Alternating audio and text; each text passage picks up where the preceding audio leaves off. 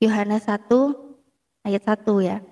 Nah, jadi asal usulnya dari pembukaan Injil Yohanes itu sebenarnya tuh terdapat dari himne Platonis ya. Nah, dari himne Platonis kemudian itu dikenalkan oleh cendekiawan Yahudi, itu cendekiawannya namanya Philo.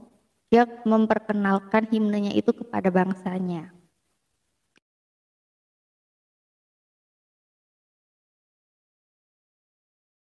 Mulanya adalah firman, dan firman itu bersama-sama dengan Tuhan, dan firman itu adalah Tuhan. Itu sebenarnya mencaplok dari himne Neoplatonisme, dan ini diakui oleh Bapak Gereja pertama yang bernama Santo Agustinus. Itu mengadopsi konsep kafir. Salah. Anda kurang baca buku berarti. Logos di dalam perjanjian baru itu sama dengan logos dalam Septuaginta. Logos dalam tanah yang diterjemahkan dalam bahasa Yunani tahun 285 sebelum Masehi oleh 70 orang rabi-rabi ternama Yahudi di Alexandria.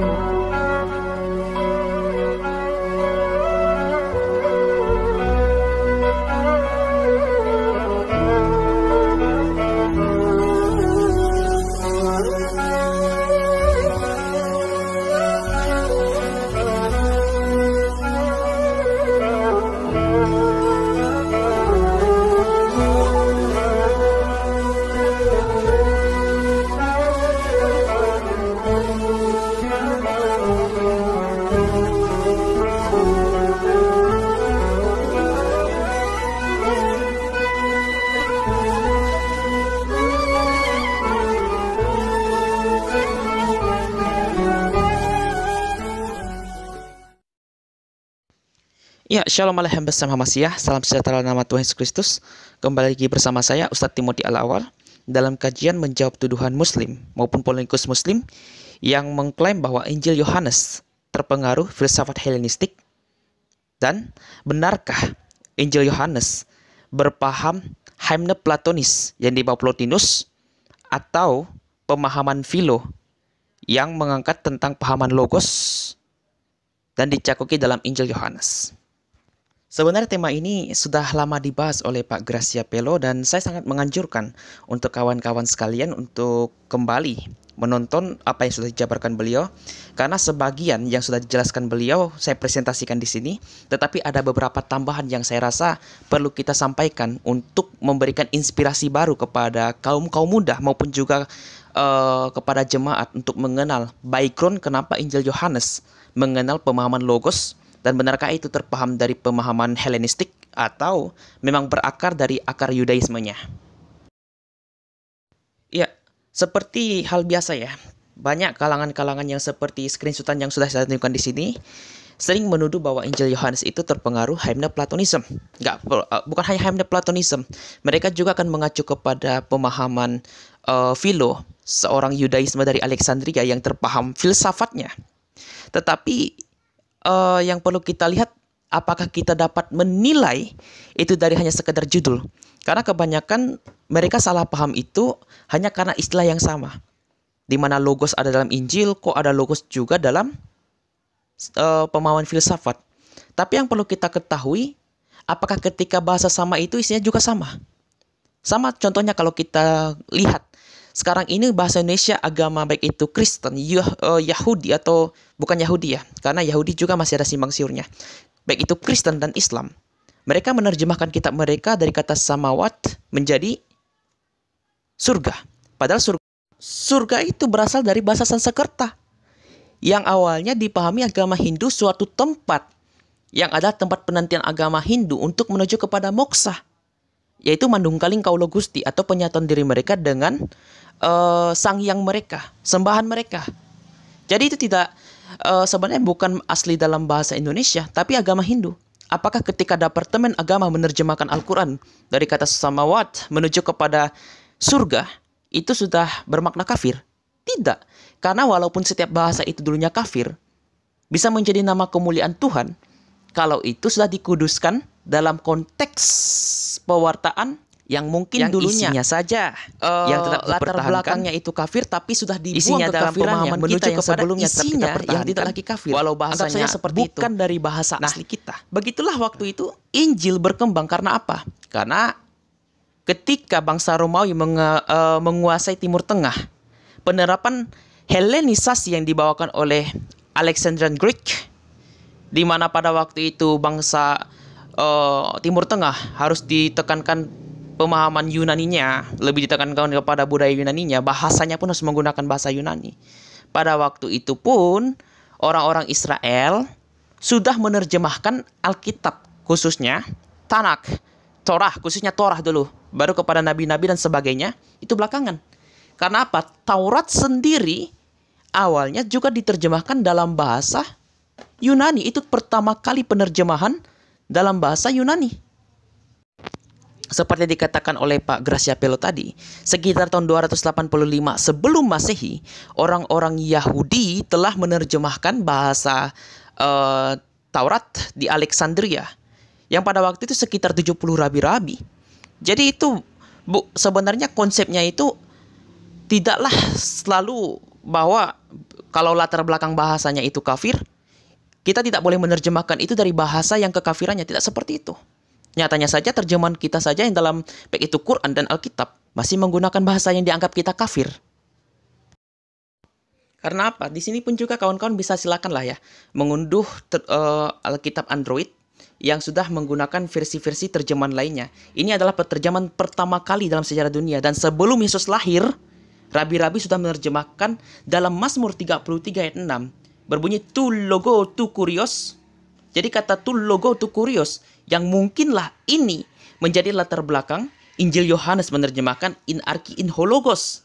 Jadi tidak ada, tanpa jauh-jauh kita mengucu kepada filsafat, Septuaginta sendiri sudah membuka lebar istilah logos mengacu kepada Injil yang nantinya kita kenal dalam Injil Yohanes pasal 1 ayat 1 itu.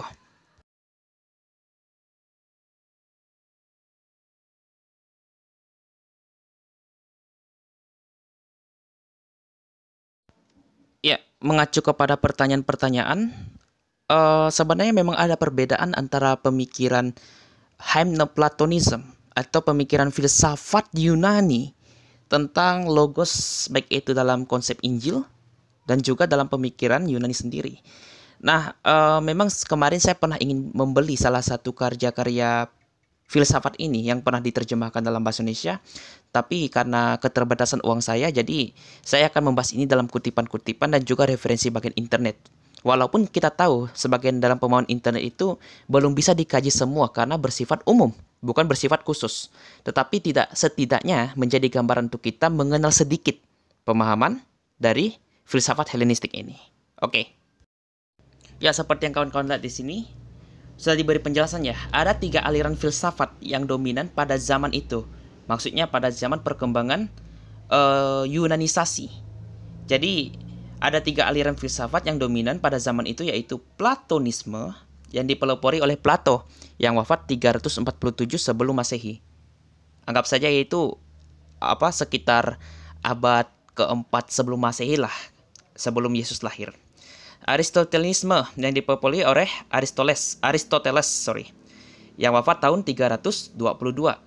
Menurut sejarahnya, Aristotelisme inilah yang menjadi murid dari Plato. Stoisme, Zeno, yang dipelopori oleh Zeno, wafat tahun 263 sebelum Masehi.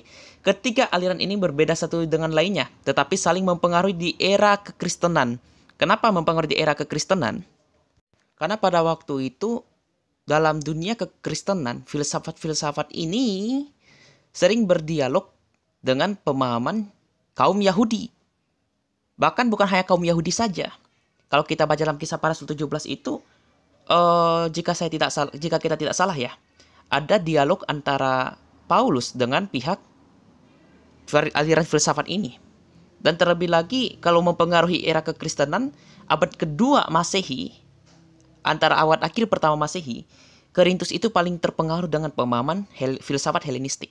Bukannya Korintus, kaum-kaum yang lainnya seperti Dokteisme dan sebagainya. Makanya waktu itu Injil Yohanes menyerang pemahaman-pemahaman filsafat yang kosong ini dengan mengenalkan Injil Yohanes. Nah, itulah yang perlu kita pelajari kalau kita mempelajari kajian era patristik. Banyak yang menuduh bahwa Bapak Gereja itu yang memperkenalkan filsafat. Tidak. Karena apa? Tertullianus sebelum dia keluar dari gereja, dia pernah mengatakan seperti ini. Saat dia masih berpaham ortodoksinya atau ajaran lurusnya. Apa gerangan hubungan antara Athena dan Yerusalem? Persesuaian apa yang ada antara akademi dan gereja? Catatan kaki nomor 17, kawan-kawan bisa baca di sini. Akademi dikaitkan dengan nama sekolah filsafat yang didirikan oleh Plato. Jadi, apa hubungan antara akademi dan gereja? Apa hubungan antara sekolah filsafat dengan gereja? Petunjuk-petunjuk kami berasal dari Sarim Salomo. Ia sendiri yang mengajar untuk mencari Tuhan dengan kesederhanaan. Enyahlah usaha-usaha menciptakan kekristenan stoik, platonis, dan juga dialektik. Nah, kalau seandainya pemahaman Helenistik dialami oleh pandangan gereja, kenapa Bapak Gereja menolak itu? Memang ada, ya, memang kita akui. Justin Martyr, beliau adalah mantan filsafat. Atau Clemens dari Alexandria, dia adalah seorang filsafatik. Tetapi apakah dia mengonsepkan pemahaman filsafatnya yang awalnya kafir menuju kepada ajaran kekristenan dicangkokkan kepada kekristenan? Tidak. Dia menggunakan itu sebagai poin-poin untuk memberikan petunjuk kepada mereka yang awalnya salah menilai filsafat mereka, yang awalnya filsafat Helenistik menuju kepada hikmat-hikmat yang terjadi dalam gereja. Jadi itu hanya sekedar poin. Sama seumpamanya ketika saudara muslim kalau ingin memberikan penjelasan imannya, pasti ada term-term yang digunakan baik itu dari Timur Tengah dan juga pemahaman filsafat. Tapi itu hanya sekedar summary, bukan menjadi sumber utamanya. Itu yang pernah digunakan oleh Ibn Rushd sekalipun, ya memang dikatakan Ibn Rushd berpaham filsafatik. Memang dia adalah Islam filsafat. Tapi kita tidak akan membahas seperti itu. Kita akan fokus kepada kenapa Injil Yohanes itu mengenal istilah logosnya. Tapi yang jelas ini sudah clear ya, bahwa memang ada 3 aliran filsafat yang berasal dari sekitar abad 4 sebelum Masehi, di mana seorang Platonis pada zaman itu menganut campuran ada 3 isme. Platonisme yang paling dominan sejak abad ketiga Masehi. Platonisme sudah diformulasikan kembali oleh Plotinus yang intinya sangat menekankan transendensi Allah. Jadi Plotinus ini yang mengenalkan hymne Platonis dituduhkan, dicangkokkan bahwa Injil Yohanes berpaham Platonisme. Hymne Platonisme yang dibawa oleh Plotinus. Tapi yang menariknya dalam pemahaman hymne, baik itu hymne Platonis atau pemahaman Plato sendiri ya, konsep filsafat Yunani tidak pernah lepas dengan pemahaman demiurge, di mana logos ini dikaitkan sebagai demiurge. Apa itu demiurge? Demiurge merupakan makhluk perantara, dikatakan saja makhluk. Jadi ini adalah konsep, apakah itu ciptaan? Bisa saja seperti ciptaan. Tetapi yang jelas demiurge artinya adalah makhluk perantara. Jadi dia bukan Allah, dia juga bukan manusia. Dia bukan kosmos atau alam semesta. Bahasa Yunani kosmos. Jadi kalau seandainya dikatakan ini pengaruh terhadap Injil Yohanes sendiri berbunyi in archi in hologos kai hologos in prostanton kai theos en hologos. Firman itu adalah Allah. Jadi ini sangat berbeda sekali jika memang Plato mempengaruhi Injil. Bahkan Neoplatonis pun seperti itu juga. Karena apa? Demiurge merupakan latar belakang setiap pemahaman filsafat manapun dalam Helenistik Yunani. Jadi sumber yang digunakan walaupun ini dari Wikipedia, saya rasa sedikit jujur. Kenapa? Dia mengatakan bahwa demiurge tidaklah sama dengan sosok pencipta dalam esensi monoteistik. Karena demiurge sendiri adalah hal yang ditata di alam semesta. Oleh demiurge sama-sama dianggap timbul dari satu hal yang lain. Belum lagi kita memperkenalkan bahwa pemahaman filsafat berpaham intermediate being, yaitu suatu pengaliran. Jadi konsepnya itu suatu pemahaman yang bukan creatio ex nihilo, atau dalam bahasa Arabnya kun fayakun. Jadi konsepnya itu bukan semitis, di mana alam semesta itu lahir dari suatu theos yang dari alam ide, kohen atau dari Tuhan, yang awalnya dia mengalirkan pemahaman, mengalir logos untuk melahirkan nous, lalu nous melahirkan materi-materi yang ada. Dan itu tidak dikenal dalam pemahaman Semitik. Bahkan Yudaisme sendiri setahu saya dalam Kejadian pasal 1 ayat 1 menggunakan Bereshit bara Elohim, tidak menggunakan kata Asya. Kalau Asya itu berpaham di mana kita seperti panteistik. Bahkan Hindu pun hampir sama pemahaman dengan pemahaman filsafat bahwa kita ini mengalir dari satu sumber. Umpamanya kalau seandainya api yang mengalirkan percikan-percikan api, atau dari air yang mengalir dari sumber airnya itu kepada arus-arus lainnya, itu tidak dikenal. Karena apa? Allah menciptakan kita dari tidak ada menjadi ada. Kalau kita diciptakan dari bagian dirinya, berarti kita sama dengan dirinya. Dan itu kita tolak sama sekali. Karena apa? Kita tidak mengenal bahwa kita itu adalah bagian dari diri Allah. Kita diciptakan melalui firman-Nya, dari tidak ada menjadi ada. Oke? Di sini saya ada juga menyarankan salah satu buku yang bagus untuk kawan-kawan baca, yang berjudul Ketritunggalan dan Kesan Allah, masih ditulis oleh Pendeta Leonardo Winarto yang dikata pengantri oleh Pak Bambang Nurseno. Bahkan menariknya dalam buku ini sempat dikata pengantarai oleh pihak saudara Muslim dari Sekolah Tinggi Islam Sahaluddin Al-Ayyubi, Darul Ulum, dan Universitas Bakti Bangsa Kuburaya Pontianak. Nah, menariknya Pak Pendeta Leonardo Winarto dalam halaman 20 mengatakan seperti ini. Ajaran Neoplatonisme tentang Allah dan dunia sangatlah berbeda dengan ajaran Alkitab. Para penuduh tersebut jelas-jelas tidak pernah mempelajari hal ini. Dalam Alkitab, logos atau firman, Allah itu adalah pernyataan diri Allah sendiri. Firman Allah bukanlah keberadaan lain di luar zat Allah, langsung kepada bagian akhir berbeda dengan konsep logos dalam filsafat Neoplatonisme. Selain itu, alam pikiran Yunani yang memandang benda materi itu jahat tak pernah membayangkan sama sekali bahwa logos dapat menjadi manusia. Ya memang, karena apa? Karena daging itu jahat bagi filsafat Yunani. Jadi sangat mustahil logos itu bersentuhan dengan antropos yang adalah kotor bagi mereka. Dan ini kutipannya mengutip dari tulisan Donald Gartier, Teologi Perjanjian Baru 1, yang telah diterbitkan oleh BPK Gunung Mulia. Insya Allah suatu saat nanti saya juga akan beli rujukan ini. Langsung kepada pembahasan berikutnya. Nah, sekarang kita akan membahas tentang bagaimana pandangan Philo. Walaupun ini kita ambil dari Wikipedia, nggak apa-apa ya.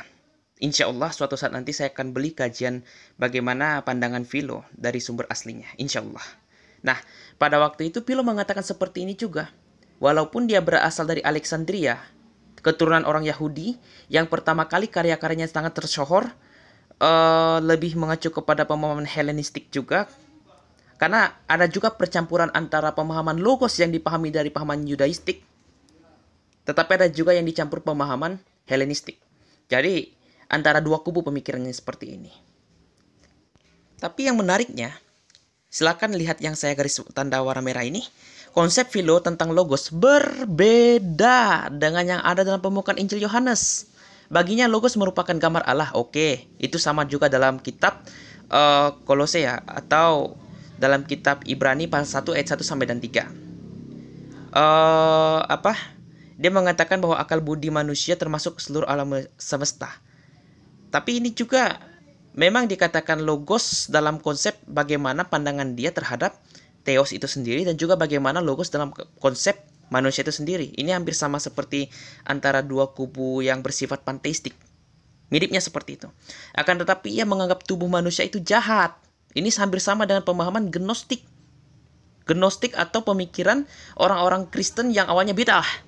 Lebih pacu kepada pemikiran Yunaninya, seperti Korintian dan sebagainya seperti saya katakan tadi. Jadi itu lebih mengacu kepada para bid'ah, tidak mengacu kepada gereja awal yang menekankan ajarannya kepada Yudaistik dan bapak-bapak gereja. Dan inilah ditentang oleh Injil Yohanes Yohanes pasal 1 ayat 14 dikatakan firman itu telah menjadi manusia, kai logos saktu aganeto. Sedangkan bagi Philo, tubuh manusia itu jahat, menghalangi manusia untuk mengenal Allah. Sedangkan bagi iman Kristen, karena Allah ingin mencari manusia untuk menyelamatkan mereka, firman-Nya diutus menjadi manusia yang dianggap kotor oleh bangsa-bangsa Yunani. Ini kan sudah memotong jantung pemikiran filsafat Yunani. Lalu bagaimana mungkin ada tuduhan bahwa Injil Yohanes terpengaruh filsafat Yunani? Jadi itu sudah sangat jauh sekali. Nah, sekarang kalau saya tidak salah itu juga pernah dibahas ya, di mana karya buku dari Dr. C. Gronen OFM dari pihak Pustaka Teologi Katolik yang menulis sejarah dogma Kristologi. Sekalipun saya tidak terlalu menyukai buku ini karena lebih merujuk kepada kecondongan Helenistik, Dalam arti kacamata ada kedekatannya dengan pemahaman Helenistik.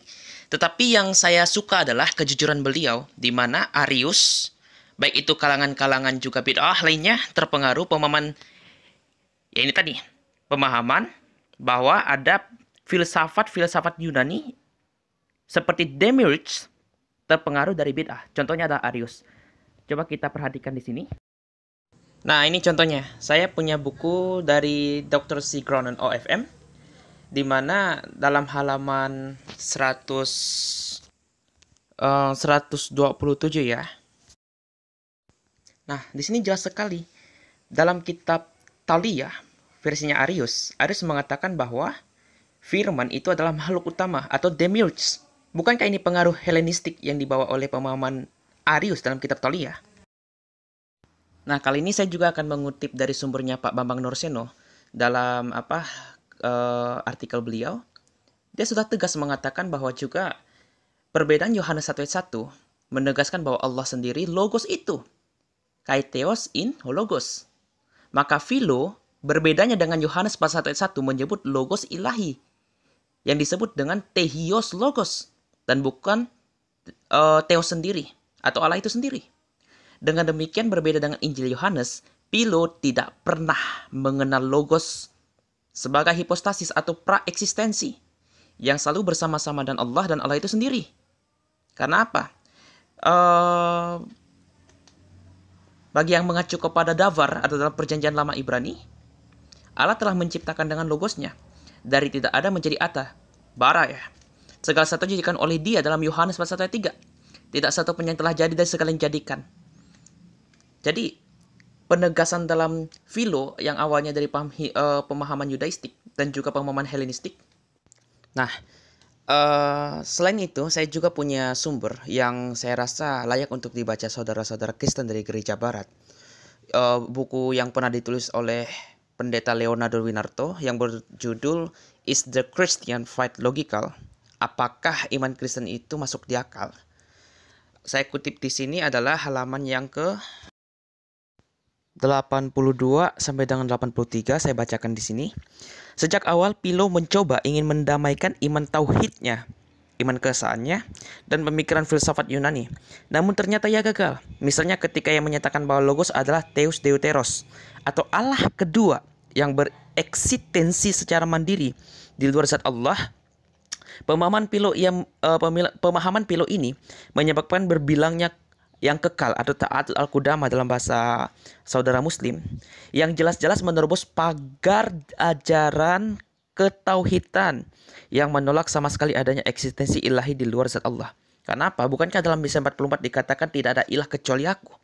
Tetapi Philo mengatakan logos itu adalah Deus Theros.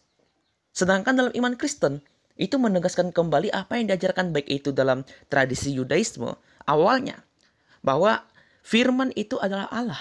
Nanti akan saya tunjukkan dalam kajian Targum.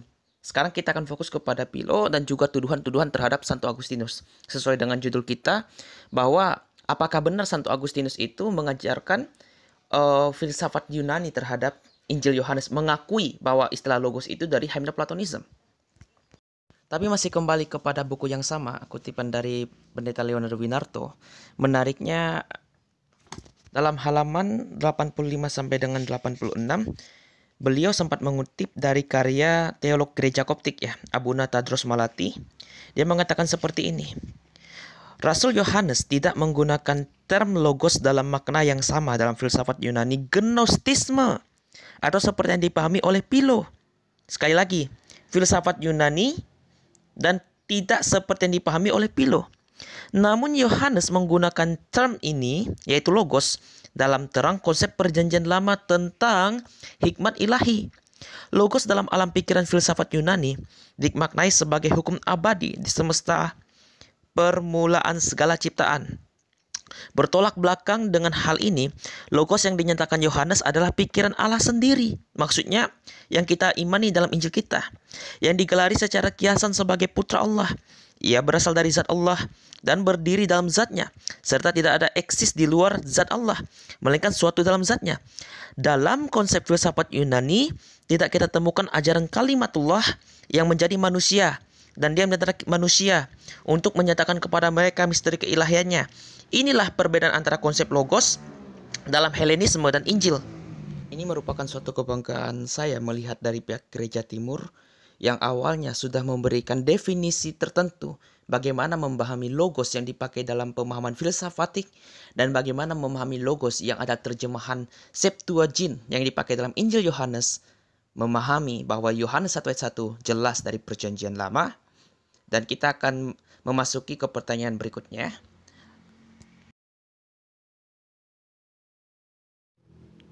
Nah, menariknya kajian yang pernah dikutip dalam Santo Agustinus itu banyak rujukan saudara Muslim mengaitkan itu dalam convention atau pengakuan-pengakuan Santo Agustinus.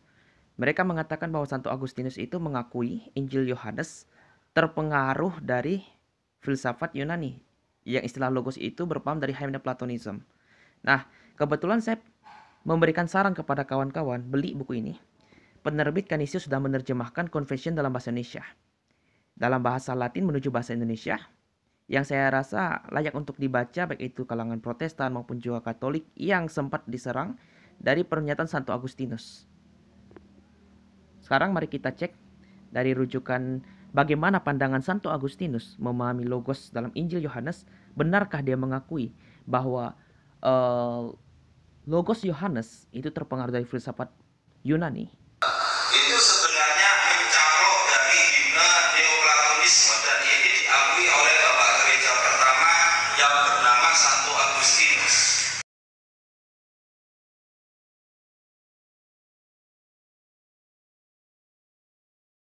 Ya, ini ada beberapa bukti yang saya temukan setelah saya membaca ini sampai habis, di mana Santo Agustinus sendiri memberikan kesan pembahasan tentang filsafat. Apa itu filsafat? Menurut beliau, dari halaman 78 sampai dan 79, ia mengatakan, kecintaan akan hikmat itu dalam bahasa Yunani disebut filosofia, yang artinya filsafat. Dan kecintaan itulah yang membakar hatiku akibat bacaan itu. Karena apa? Beliau adalah mantan filsafat. Selain mantan filsafat, Santo Agustinus pernah menjadi penganut paham Manikianisme sampai dia bertobat dalam iman pangkuan gereja. Oke, lanjut. Sekarang dikatakan di sini ada orang-orang yang menahan hati dengan jalan filsafat. Kita baca aja yang di stabilo di sini. Di sana terbukti peringatan membawa kebahagiaan yang diberikan rohmu dan pengantar hambamu yang baik dan saleh.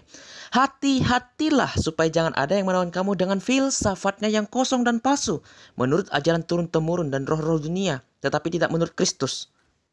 Dan di sini dia mengutip dalam Kolose pasal 2 ayat 8 sampai dan 9.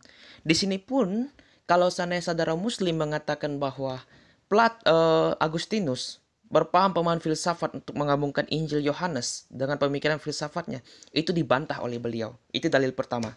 Dalil kedua, dalam kalimat yang ditulis oleh Santo Agustinus, dia sempat mengatakan seperti suatu ungkapan sindiran di sini. Oleh karena itulah kau berikan kepadaku, maksudnya kepada Tuhan kepada dirinya, ilhaman dengan dirinya, dengan perantaran seorang laki-laki yang pongah, bukan main. Saya rasa ini adalah suatu sindiran beliau. Beberapa buku karangan para filsuf dari aliran Platonis yang diterjemahkan dari bahasa Yunani ke bahasa Latin. Lalu dia mengatakan apa di sini? Di sana kubaca sudah tentu tidak dengan kata-kata yang sama, tetapi maknanya sama benar. Memang ada kata-kata yang tidak sama, tapi ada juga yang sama yang benar. Didukung oleh alasan yang banyak dan rumit bahwa pada mulanya adalah firman. Firman itu bersama-sama adalah firman itu adalah bla bla bla sampai dia membaca ayat yang ke-13 ya. Di sini dikatakan bahwa dia datang kepada milik kepunyaannya, tetapi orang-orang kepunyaan itu tidak menerimanya, tetapi semua orang yang menerimanya diberinya kuasa supaya menjadi anak-anak Allah. Lalu dikatakan di sini, hal itu tidak kubaca dalam buku-buku itu. Maksudnya buku-buku Platonisme dan juga buku-buku para filosof. Jadi, di mana kesan yang dikatakan Injil Yohanes terpengaruh filsafat Helenistik, sedangkan filsafat Helenistik tidak mengakui bahwa firman menjadi manusia seperti yang dikutip oleh Santo Agustinus. Kenapa saudara Muslim hanya mengutip sebagian kutipan saja? Mengutip hanya kesamaan istilah logos saja seperti dikatakan oleh Santo Agustinus, tetapi tidak melihat kesimpulannya di mana? Nah, ini bukti ketiga lagi, kunjungan kepada Simplicianus, yaitu seorang uskup pada waktu itu. Ketika Agustinus mengatakan di sini Begitu pula aku ceritakan bahwa aku pernah membaca beberapa buku dari kaum penganut filsafat Plato yang pernah diterjemahkan ke dalam bahasa Latin oleh Victorinus. Dan seorang ahli ilmu pidato dari Roma yang menurut kata orang meninggal sebagai orang Kristen. Mendengar itu Simplicianus, seorang uskup, mengucap selamat kepadaku. Kepada siapa? Agustinus.